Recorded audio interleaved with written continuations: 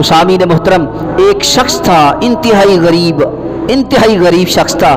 کسی امیر آدمی کے پاس وہ غلام اور نوکر ٹھہرا۔ جب مالک اور غلام کے درمیان بات چیت ہو رہی تھی تو غلام نے اپنے مالک سے کہا، حضور آپ مجھے جو کام کہیں گے میں کروں گا، جو آپ نوکری کہیں گے میں کروں گا، لیکن میری صرف تین شرطیں ہیں۔ پہلی شرط یہ ہے کہ جب نماز کا وقت ہو جائے تو فرائض نماز کے لیے مجھے منع نہیں کرنا۔ دوسری شرط یہ ہے کہ آپ مجھے جو کام بھی بتائیں، دن کو بتانا میں سارا دن کام کروں گا، لیکن رات کو میں اللہ کا ذکر کروں گا۔ تیسری شرط یہ ہے کہ مجھے ایک کمرہ دے دیجئے تنہا اکیلا، کہ اس کے اندر دوسرا کوئی آدمی نہ ہو، صرف اکیلا میں اس کمرے کے اندر ٹھہروں، میری یہ تیسری شرط ہے۔ مالک نے کہا تینوں شرطیں آسان ہیں۔ مالک جب گھر لے گیا اور سارے کمرے دکھائے کہ ان میں سے ایک کمرہ تلاش کر لو، جب غلام نے کمرے تلاش کیے دیکھے تو وہ کمرہ تلاش کیا جو ٹوٹا پھوٹا کمرہ تھا، پرانا بوسیدہ کمرہ تھا، اس کمرے کو تلاش کیا۔ مالک نے کہا یہ تو پرانا ہے، یہ ٹوٹا پھوٹا کمرہ ہے۔ غلام نے کہا ٹوٹا پھوٹا کمرہ ہی صحیح، لیکن جب اسی کمرے کے اندر اللہ کا ذکر ہوگا تو یہ روشن ہو جائے گا۔ تو سامعین محترم، وہ کمرہ منتخب کر کے جب دن ہوا، مالک جو کام کہتا نوکر غلام وہی کام کرتا، نماز کے وقت میں آزاد کرتا، وہ نماز پڑھ کے واپس آ جاتا، سارا دن کام کرتا۔ پھر جب رات آئی تو رات کو وہ غلام سویا نہ، بلکہ اپنے اس کمرے کے اندر، اس حجرے کے اندر مصلی بچھا کر خدا کی بارگاہ میں سر بسجود ہو گیا، خدا کا ذکر کرتا رہا، عبادت کرتا رہا، تسبیح و تحلیل کرتا رہا۔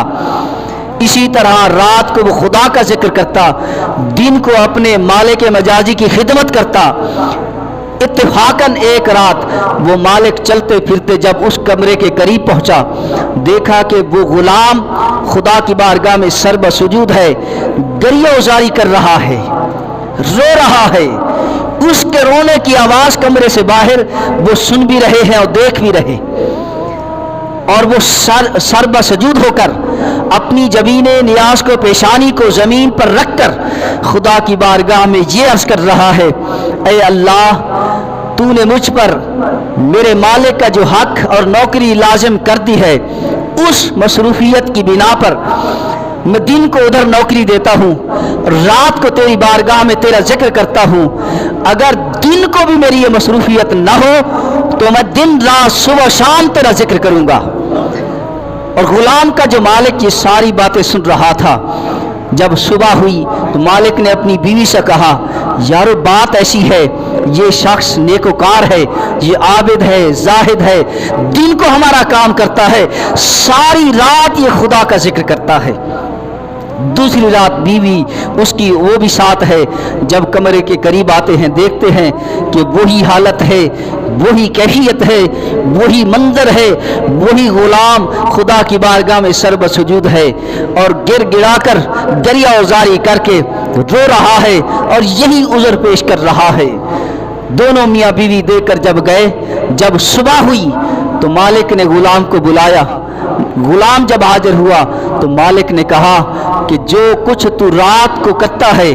جو ذکر کرتا ہے، جو عبادت کرتا ہے تنہائی کے اندر، وہ سب کچھ ہم نے دیکھ لیا ہے، اور خدا کی بارگاہ میں جو تو نے عذر پیش کیا ہے وہ بھی ہم نے سن لیا ہے۔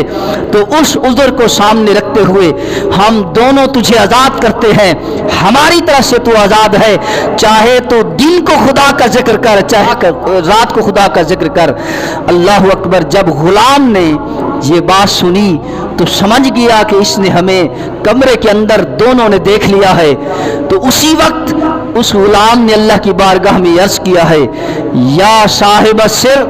اے صاحب راز، تو نے راز کو چھپایا ہوا تھا، تو نے پردہ دیا ہوا تھا،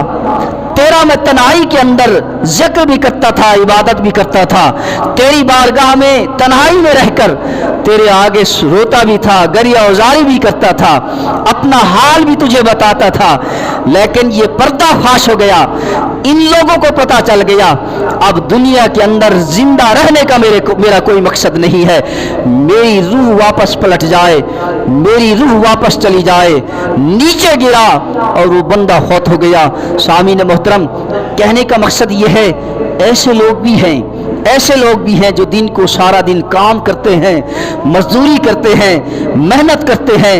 तगारी उठाते हैं और भी मेहनतें करते हैं। अल-काशिब हबीबुल्लाह, मेहनत करने वाला अल्लाह का दोस्त है। इसमें कोई कबाहत नहीं कि दिन को मेहनत क्यों करते हो, वक्त नहीं निकालते। अगर दिन को सारा दिन मेहनत करते हो तो रात तो है ना, रात को खुदा का जिक्र कर सकते हो, रात को खुदा को याद कर सकते हो। इसीलिए कि दिलों का सुकून खुदा का जिक्र भी है। जब तुम खुदा का जिक्र करोगे तो खुदा का कुर्ब भी हासिल होगा, खुदा की रजामंदी भी हासिल होगी और खुदा की तरफ से तुम पर, तुम्हारे अहल व याल पर, तुम्हारे घर पर खुदा की रहमत बरसेगी।